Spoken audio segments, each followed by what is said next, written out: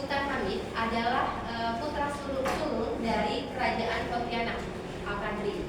Rekan-rekan bisa lihat fotonya di sebelah sana, Sultan Hamid. Ya, itu ketua panitia perumusan lambang negara Indonesia. Sementara itu anggota-anggotanya ada Ki Hajar Dewantara, P.O.P.S.I, Muhammad Nasyir, Muhammad Yamin, Purbo Caraka. Itu adalah panitia yang merumuskan lambang negara Indonesia.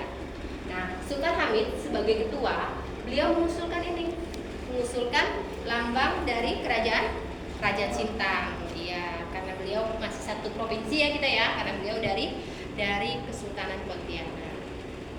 Nah, Sultan Hamid mengusulkan lambang dari Kerajaan Sintang. Sedangkan Muhammad Nasyir itu mengusulkan relief candi-candi yang ada di Jawa sebagai simbol negara, yaitu Candi Mendut, Candi Sukuh, Candi Prambanan, dan Candi Kidang. Nah, selanjutnya seperti Muhammad Nasyir, beliau mengusulkan atau mereferensikan, membandingkan simbol-simbol dari negara-negara lain seperti Yaman, Mesir, dan lain sebagainya. Hampir sama tuh, negara Yaman, negara Polandia, Irak, agak-agak mirip ya, sama-sama bentuknya seperti burung ya, lambang negaranya.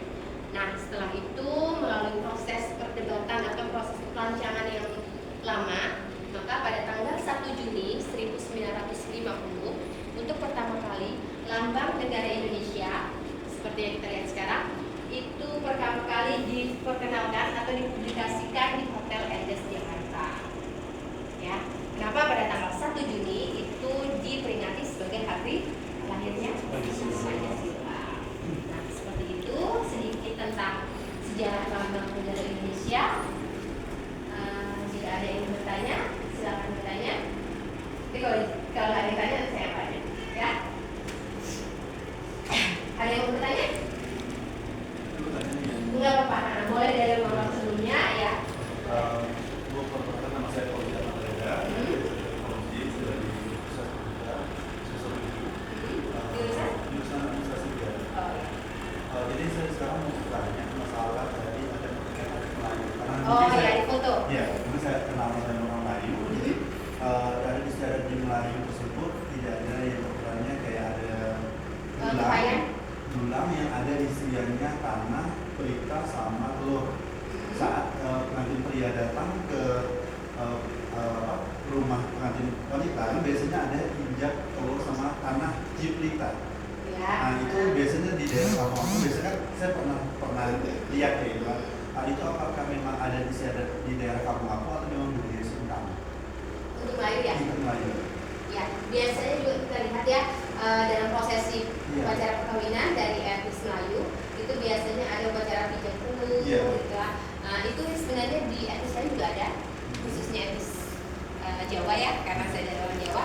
Biasanya dalam upacara etnis Jawa perkawinan juga ada seperti itu. Nah, itu simbol laki-laki itu membawa keberuntungan untuk sang calon perempuan. Berarti tidak diterapkan di sini gitu? Gimana? Berarti tidak di budaya, maksudnya tidak diterapkan, disimpan atau di apa itu untuk simbol di sini? Iya, tidak. Ya, di sini cuma perkawinan intinya yang bukan yang itu ya, bukan yang dulu itu bukan.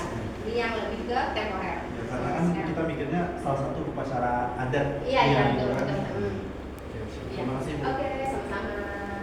Selanjutnya. Apa nama saya Arga Ciri Kudu, dari Pangeran. Di sini saya ingin menanyakan tentang sketsa buatan Pancasila. Apakah masih ada hubungan dengan etnis dan suku? Ya, untuk etnis dan suku kita bisa lihat di sila-silanya ya, lambang sila-silanya. Ya, nanti kalau untuk jelasnya nanti bisa dilihat. Nanti ada kotak rantai apa ya, rantainya apa ya, Pak? Kapas. Rantai itu adalah rantai itu Persatuan Indonesia kalau nggak salah ya. Itu rantainya diambil dari etnis Dayak. Ya, sedangkan pohon beringin itu dari Jawa, Melayu, lambang pengayoman atau perlindungan kepada negara. Bintang itu mana yang biasa. Walaupun kita berbeda, kita tetap satu, berbeda suku, berbeda agama. Jadi ada yang menyebutkan dari etnis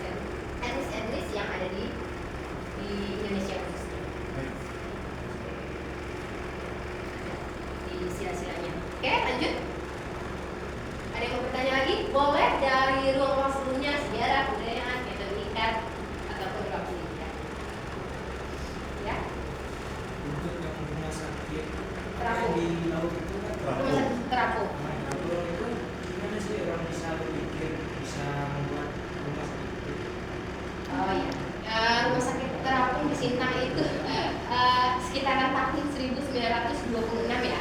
Jadi belum Indonesia belum merdeka. Yang memikirkan pada saat itu atau idenya itu dari orang Belanda.